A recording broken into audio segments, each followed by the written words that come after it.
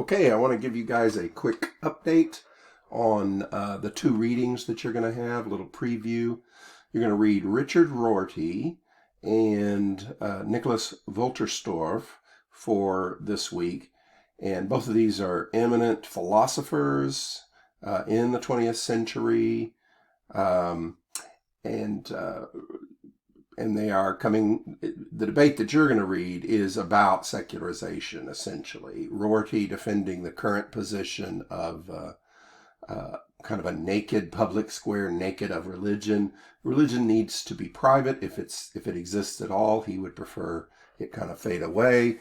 But if it exists, it needs to stay private. He doesn't like big religion.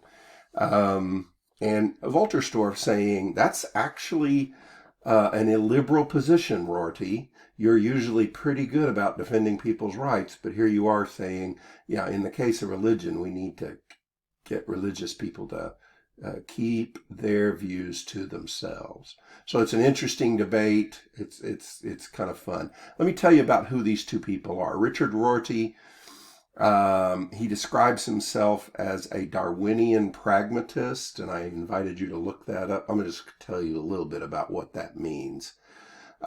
Pragmatic view of truth means it's an American movement largely. It says we reject the Enlightenment views of truth. The Enlightenment views of truth, very rationalistic.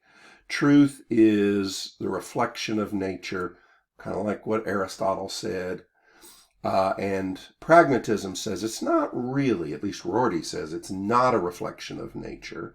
And knowledge has never really been about getting the right method, tuning your method so you can reflect the truth about nature. Science is not about reflecting what nature is doing. History is not about reflecting what's actually happened in the past. That's not what we're actually doing when we seek truth. And the reason for that is because of Darwinian thought. We are evolved creatures. This is where the Darwinian part comes in. And so our thoughts and our reason and our language all has a Darwinian origin. So our vocabularies, where he says, have no more of a representational relation to an intrinsic nature of things than does the anteater snout or the bowerbird's skill at weaving. They are survival mechanisms. Our deepest rationality, our best pictures of the world are just ways of surviving, of getting our genetic material into the next generation. It's our species' strategy for making more babies and helping those babies survive long enough so that they can make more babies. Different species do different things. This is what we do. We think and we talk. So if that's what we are, then what does that say? Well, when I look at something, I don't see it as it is, the thing in itself. I see the parts of it that have been most important over the past 300,000 years for human survival.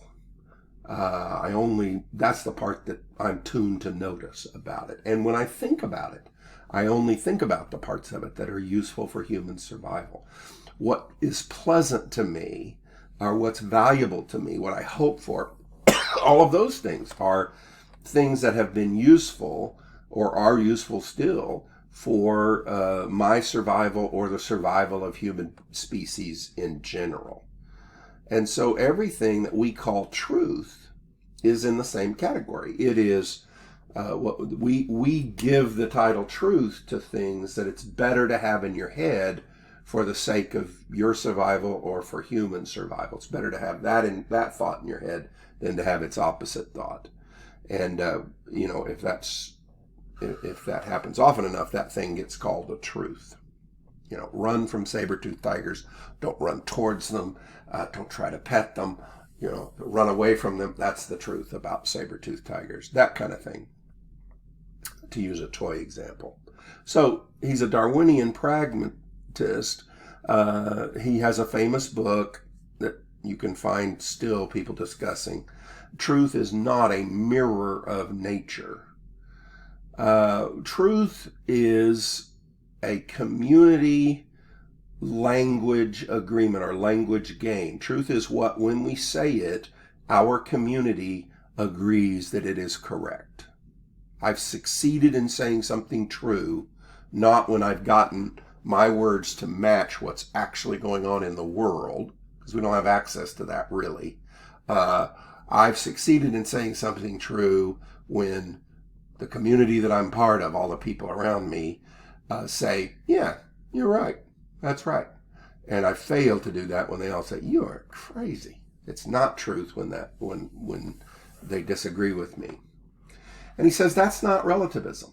He claims that's not relativism. Sure, everybody else thinks, or most people think it is relativism, but he says it isn't relativism because he says relativism assumes there's a truth out there. And he says, I'm not assuming there's a truth out there. There is nothing out there. The truth is only a byproduct. Our word truth is only a byproduct of our human psychology and our human needs, our needs for survival. And so there is no one true picture. He thinks classical relativism would be the view. There is a true picture out there. There's really an elephant. We all just have partial pictures of the elephant, but there's really an elephant. He says there's no elephant. We don't know what's out there. There's nothing out there. We're literally, what we can see and talk about is the truth we have. And it is not because of what's out there. It's because of what we have found useful to say to each other and to do. And so we need to get over the idea of truth out there. Needless to say, his view is not the dominant view, and especially people in the hard sciences, they just vomit at this view. This has really become out of fashion, I think, because it makes a mess of science for a lot of reasons. I mean, it's really hard to understand why science is able to make progress if this is what science amounts to. But that's a story for another time. Rorty quotes John Stuart Mill. So I want to talk in a minute about John Stuart Mill. His essay that you guys are reading is really about what's the best way to structure society. He is a fervent believer in modern liberal consensus, which says separation of church and state, freedom of the press, freedom of ideas, freedom of expression. Individual liberty is crucial. And care for others. Cruelty is the worst thing we do. When religion, and one of the reasons he hates religion is because he thinks it makes us cruel. You'll read, he thinks right now religion's making us very cruel to gay people. And it's made us cruel to women, and it's made us cruel to Jews, and so forth. So cruelty is the worst thing we do, and that's one of the reasons he really doesn't like religion. And he says social progress is expanding the circle of those we include in the community of those we take care of to those previously excluded. Well, if you're a Christian, you're going to have a hard time objecting to that definition of social progress, because that's just Jesus, man. That is just love your enemies. Don't just love the people that already love you. Love your enemies, because that's what God's already doing. He's already over there loving your enemies. So how about you get a little bigger and love them? So that part of Rorty we agree with. Okay. Since he talks about John Stuart Mill, I want to talk about John Stuart Mill real quickly. He says, I wish On Liberty would become the sacred text of the United States. That's a redundant wish, because honestly, On Liberty already is a sacred text of the United States. We all already believe it. What is On Liberty? Some of you have already studied this, no doubt, in some other part of your education. But basically, On Liberty is the view. You already believe most of the stuff that's in it, I think, because it's kind of won the day. If you were to take the core ideas of old-fashioned, like the Democratic Party and the Republican Party as it existed in the 1960s, and you were to take the core ideas of each of those, they are John Stuart Mill. The collective has no right to select the choices of the individual beyond the needs of the safety of others. Small, limited government. maybe not as much the Democrats in the 1960s, but definitely the Republicans. If all mankind minus one were of one opinion and only one person were of a contrary opinion, mankind would be no more justified in silencing that one person than he, if he had the power, would be justified in silencing mankind. It says absolute individual autonomy, absolute freedom of opinion, freedom of expression. Government is only for common safety, common defense, and common material good. That's the function of government.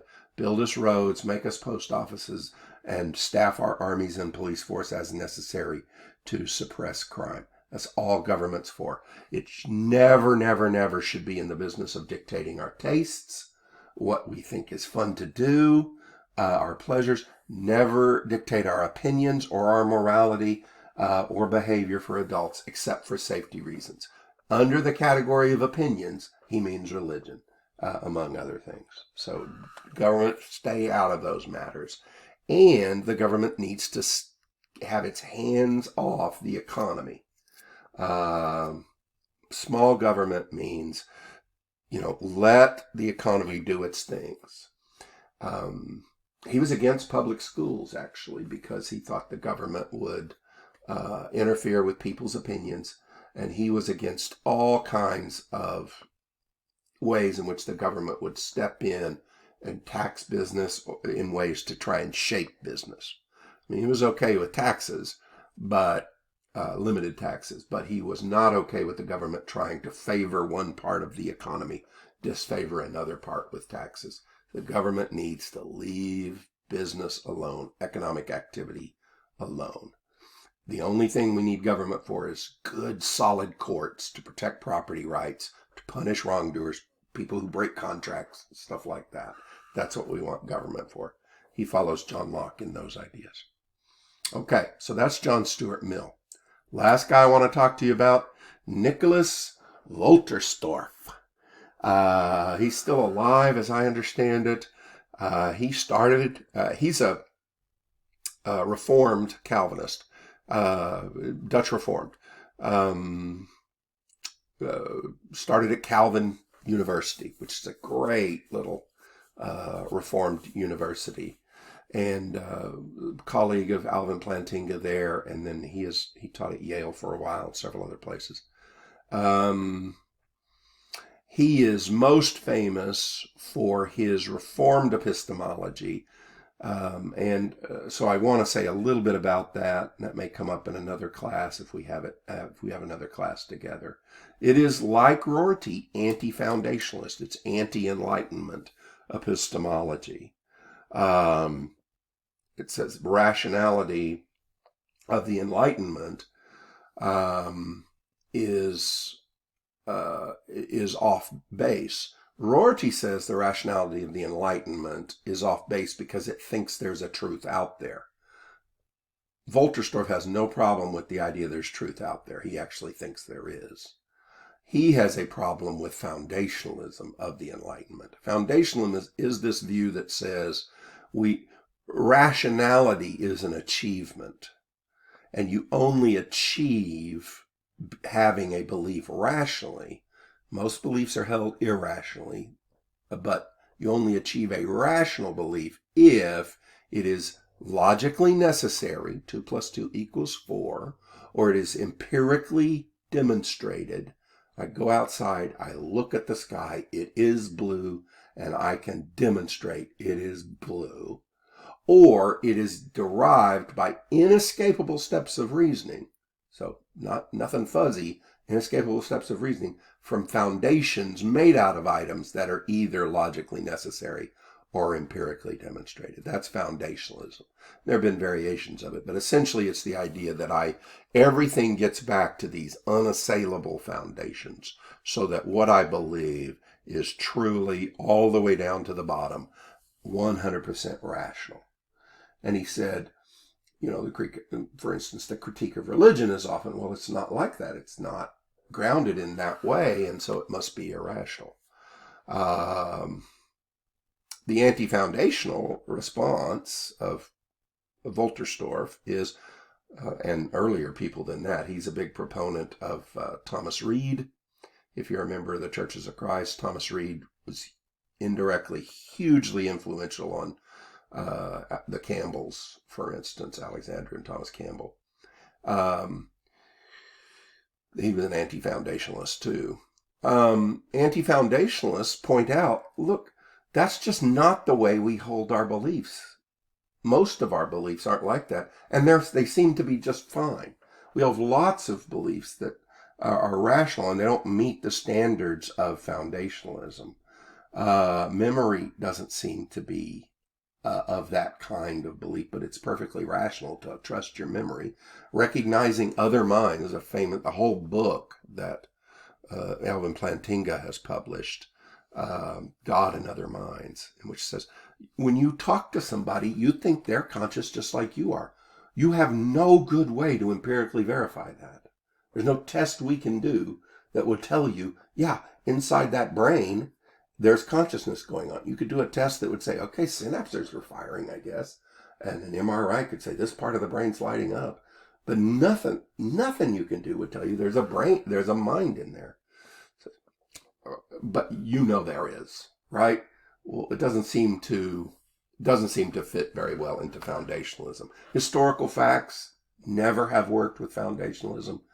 And in fact, and this is kind of a result that was really well established by the end of the 20th century, it's almost nothing in science fits foundationalism. There was a huge attempt early in the 20th century to try and make a foundationalist theory of science called logical positivism. It just collapsed under its own weight. It just didn't work. Sometime we'll talk about that maybe, but it just doesn't work.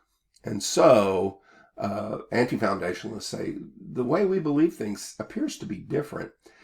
Reformed epistemology says the way we believe things seems to be, we just have some beliefs we believe for no further reason.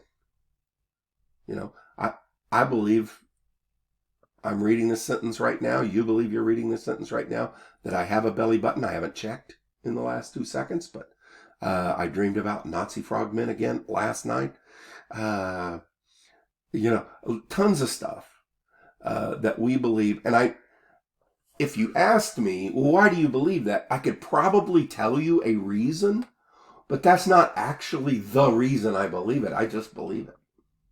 I'd be making something up. I would be coming up with a rationalization for my belief.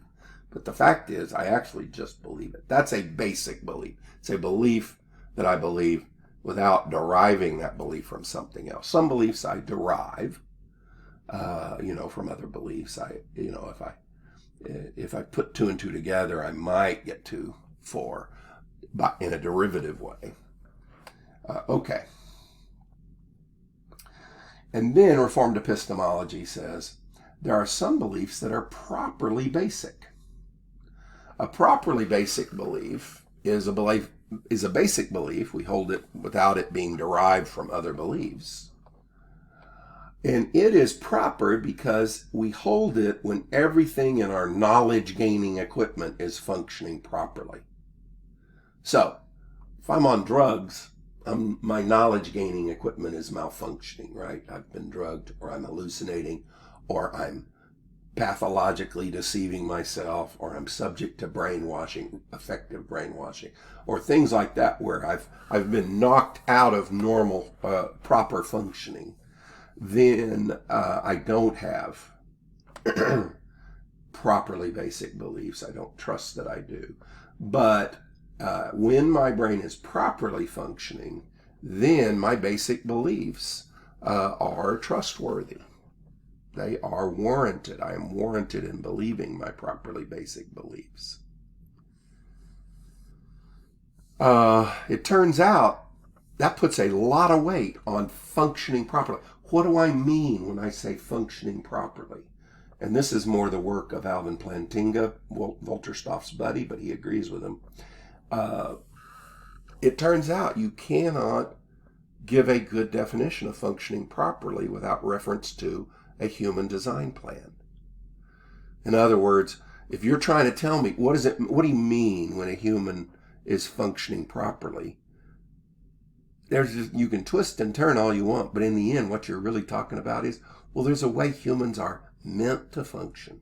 They're supposed to, they're designed to work this way. And you know what it means when they're drugged or they're messed up in some way and they're not working the way they were meant to work, right?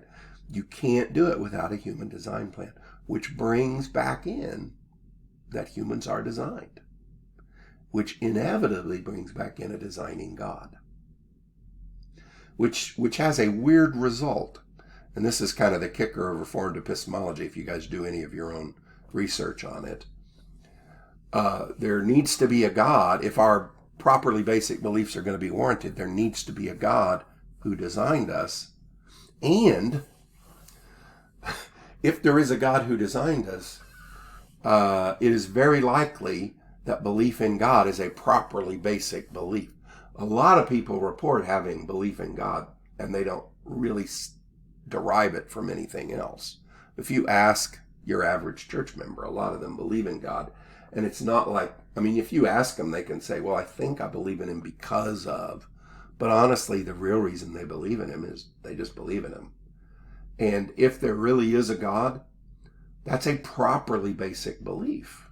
Because, Calvin had this idea of the sense of the divine, sensus divinitatis. That's something that God would naturally build into us, as Paul says in Romans. God has made it evident that he exists. It's in all of us, or Ecclesiastes. You put eternity in our hearts. Or Augustine says, we are restless until our hearts find you. You made us for yourself, and we are restless until we find you. And so there is this sense of God. And if there is a God, then very likely that's a properly basic belief. So it's a really interesting move that Wolterstorff and especially Plantinga make there. Anyway, I thought I would let you know why he's kind of famous. He's famous for other stuff too. Okay, that's the end. Hope you enjoy our readings for this week. Thank you.